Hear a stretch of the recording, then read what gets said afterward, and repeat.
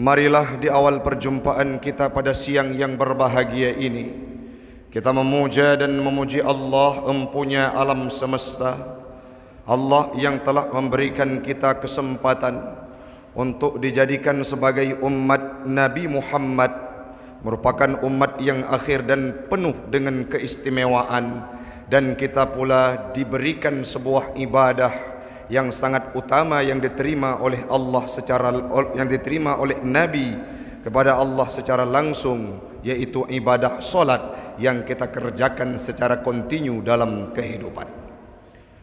Salawat dan salam keharibaan baginda Rasulullah sallallahu alaihi wasallam, seorang pribadi yang dijamin surga oleh Allah Ta'ala, namun beliau mengalokasikan waktunya untuk beribadah, tidak mengenal ruang dan waktu, bahkan rela tubuhnya didera oleh kesakitan sampai bengkak kakinya dalam sujud untuk memperhambakan diri di hadapan Allah Subhanahu wa Ta'ala.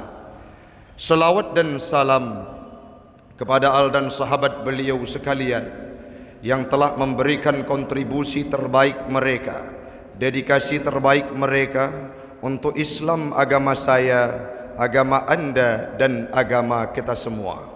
Yang kita hormati guru kita bersama, Imam Syekh Masjid Raudatul Jannah Al-Wawi, pengurus masjid, panitia pembangunan, BKM, jamaah sidang solat Jumat sekeyakinan, insya-Allah kita doakan kepada Allah, semoga kita dikumpulkan seperti hari ini, akan dikumpulkan pula kelak di yaumil qiyamah dalam syurganya Allah. Amin, amin ya rabbal alamin. Hamba Allah, bapak-bapak sekalian, kita sadar betul bahwa bulan Rajab itu ada sebuah peristiwa yang sudah menjadi momentum besar bagi kalangan umat Islam, yang nantinya akan diperingati pada tanggal 27 Rajab, yang sering disebut dengan peringatan Isra Mi'raj. Nama lain adalah proses penerimaan ibadah solat yang langsung diterima oleh Nabi dari Allah Subhanahu wa Ta'ala.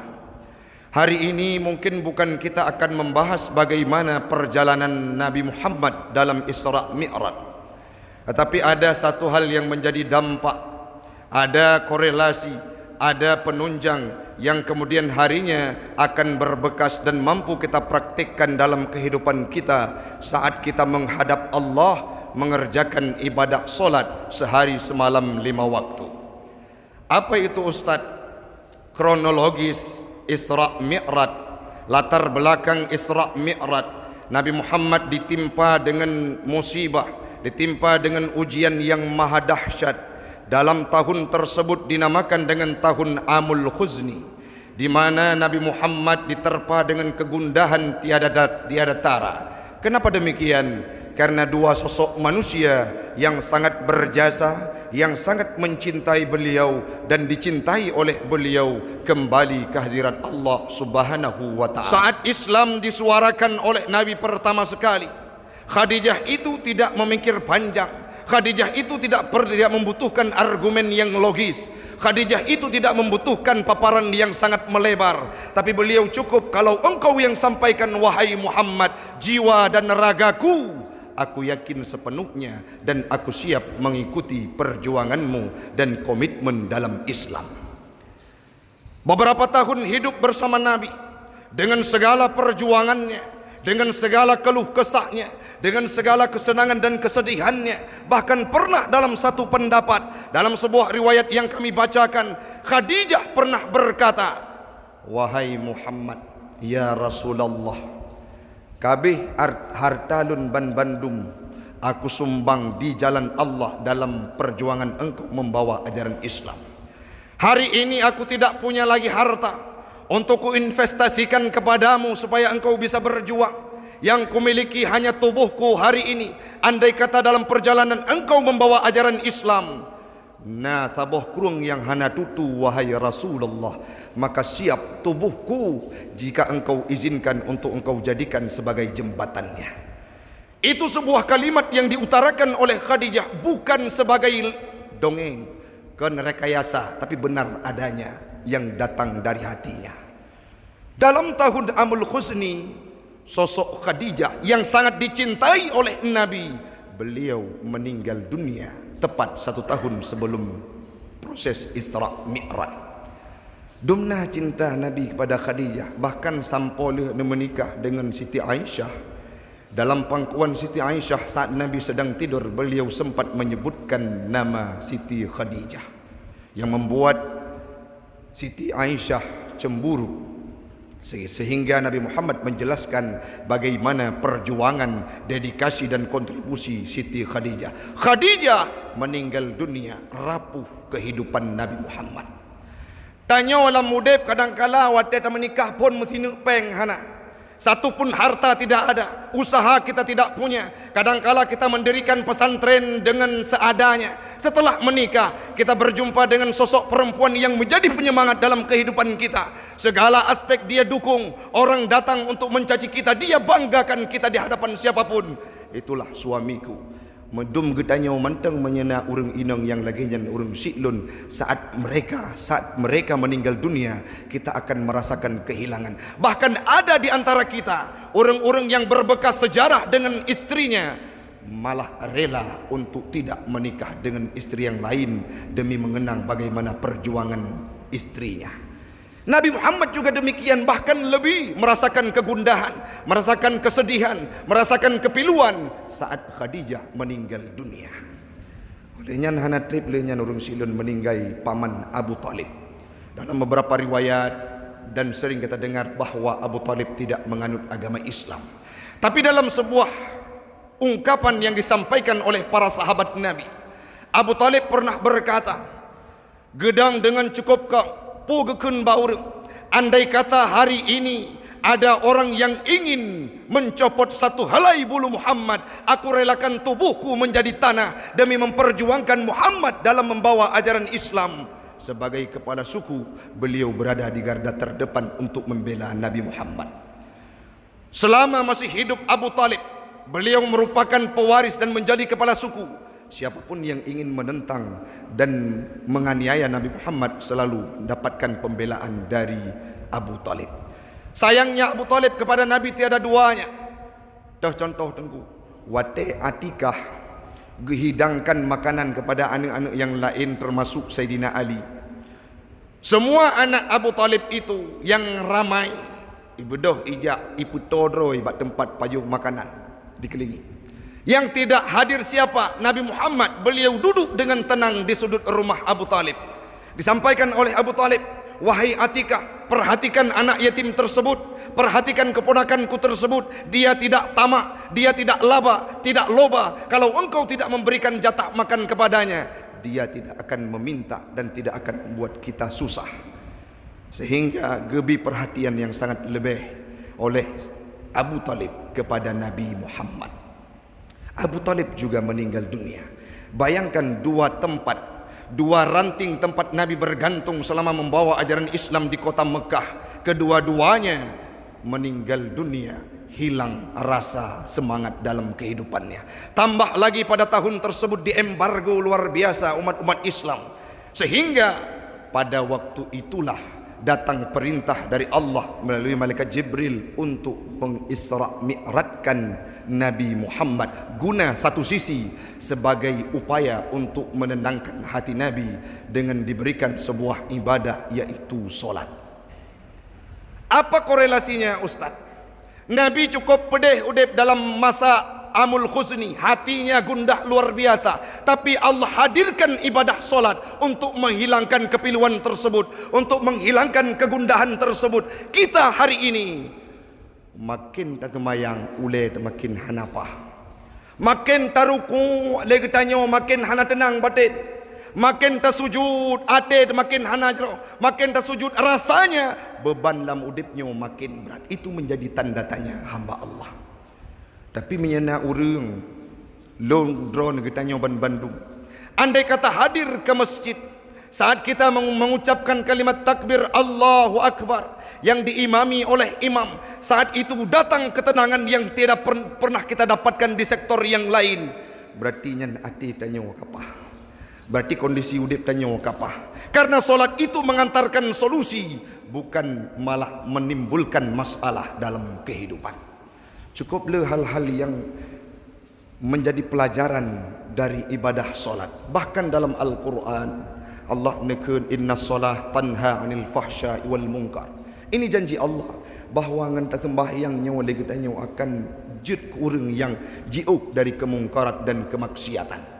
Tapi ada di antara kita hamba Allah yang makin gesembahyang makin tahu ngan but-but bro. Itu juga disampaikan oleh Allah dalam firman-Nya, fawailul lil musallin alladzina hum an salatihim sahun. Neraka wailun ini disediakan kepada orang-orang yang solat. Siapa mereka? Orang-orang yang lalai dalam solatnya. Imam Ibnu Katsir menafsirkan ayat tadi dari pendapat yang disampaikan oleh Ibnu Abbas. Satu pendapat bahawa maksud dari ayat tersebut adalah orang-orang munafik. Wahum munafikun, mereka adalah orang munafik. Apa maknanya? Gesembahyang hanya fi alaniyah, di kalangan orang bikalan legop, munya gekalan le orang ramai, dan di tempat yang terbuka mereka solat seolah-olah dekat sekali dengan Allah Ta'ala. Wala yusalluna fi sirri, mereka tidak melakukan solat sebagaimana mestinya dalam kondisi tersembunyi ataupun sendiri. Nah, kita tafsirkan juga selanjutnya dalam tafsir Ibnu Katsir apa yang disampaikan. Maksud orang lalai dengan sembahyang adalah yuh pun istiqamah dengan mengerjakan solat, hadir ke masjid berjamaah dengan para imam, konsisten. Wa alzamnahu, mereka melazimkan dirinya untuk melaksanakan ibadah solat, tapi akhirnya mereka lalai, lupa dan mengeluarkan solat daripada waktunya yang sudah ditentukan dalam syariat Islam. Itulah orang-orang yang sahun, orang-orang yang lupa, orang-orang yang lalai, yang sehingga neraka itu pula akan diperuntukkan kepada mereka. Uranya orang si'lun hal yang paling membuat kita terharu ataupun tragis, sedih dan menyayat dalam kepiluan. Apa itu? Ibadah yang paling, maksiat yang paling sering dan banyak dikerjakan oleh siapapun, baik dari kategori orang yang sudah dewasa, dari kategori para pemuda, remaja, yang dara dan pemudi, semua elemen yang banyak dilakukan kemaksiatan adalah meninggalkan solat tanpa beban. Cinejak nekalan di jid-jid tempat, bahkan di instansi pemerintah, bahkan di instansi yang berbaur agama pun mereka yang melalaikan ibadah solat. Bagaimana lagi dengan tempat-tempat yang umum? Hayya 'alas shalah dikumandangkan di masjid, itu menjadi panggilan yang menghias kuping tapi tidak bermakna dalam kehidupan kita. Hanya tinggal sembahyang wate uro Jumat nguro raya tagai, yang lain mandum saling mengabaikan. Bahkan ada kadangkala sedang duduk dengan kawannya, dikumandangkan azan, memilih untuk saling diam diri tanpa mengingatkan satu dengan yang lainnya. Apa yang kita kerjakan? Padahal Rasul dalam menjemput ibadah solat penuh perjuangan. Beliau melalui kepahitan, beliau melalui ujian yang luar biasa, sehingga solat itu dihadirkan oleh Allah. Secara langsung beliau terima dari Allah tanpa perantara malaikat Jibril. Maka orangnya bari ulun tuan lung introspeksi drolun, anak lun, perumah lun, keluarga lun, orang dron juga lagi yang tawa hino takalan, kiban ka sembahyang lun, kiban ka sembahyang anak lun, kiban ka ibadah yang dipubut le anak lun, le keluarga lun, le lun, sehingga lagi tanya terlepas dalam kehidupan dan menjadi orang yang muqimis salah. Jid ke orang yang pedang sembahyang orang siklun, maka menyanyo hanata sikapi, menyanyo hanata indahkan, maka akan mustahil, tidak akan mustahil dua rote masjid hanya tinggal bangunan seperti yang terjadi di Cordoba, seperti yang terjadi di Spanyol, seperti yang terjadi di tempat-tempat Islam yang dulunya mercusuar setelah penaklukan Konstantinopel, tapi hari ini gersang dari ibadah, hanya tinggal bangunan sebagai monumen tempat sejarah dikemukakan. Kita pasti tidak akan mau di Aceh terjadi hal tersebut. Maka ini tugas kita hamba Allah. Ibadah, dosa yang paling besar adalah asyirku, syirik. Urutan pertama menduakan Allah. Yang kedua, dosa paling raya adalah bukan berzina, bukan mabuk-mabukan, tapi posisi kedua adalah tarkus shalah, meninggalkan solat termasuk dalam kabair, dosa paling raya. Bukan berarti kami yang menyampaikan ini sudah betul, sudah mantap, sudah mapan, bukan. Tapi hari ini mari kita sharing dan kita bangun wawasan, kita bangun kesadaran. Nyawa katruk dalam momentum Isra Mi'raj, mari kita tingkatkan potensi kita untuk tetap beribadah dan lebih untuk beribadah kepada Allah Subhanahu wa taala. Mantengku pu Allah perle keibadah kamu.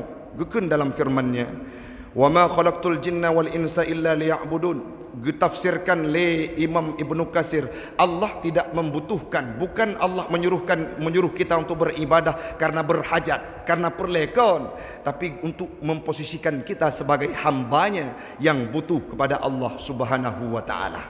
Kalau ada mindset seolah-olah Allah akan kurang menyatanya hana ibadah, hana perle ke sembahyang tanya. Tapi tanyalah yang perle kepada Allah Ta'ala. Nabi dijamin surga. Beliau solat sampai bengkak kakinya. Bahkan pernah dalam satu waktu jaga Aisyah karena ibadah Nabi. Mudah-mudahan orang Syiklun getanya Bandung wujud ke orang yang istiqamah dalam solat, bahkan solat berjamaah. Dikumandangkan azan, tinggalkan segala aktivitas untuk menghadap kiblat, solat, melakukan aktivitas dan yang diperintahkan oleh syariat Islam. Mudah-mudahan bermanfaat bagi pribadi ulun tuan dan umumnya kepada jamaah sekalian.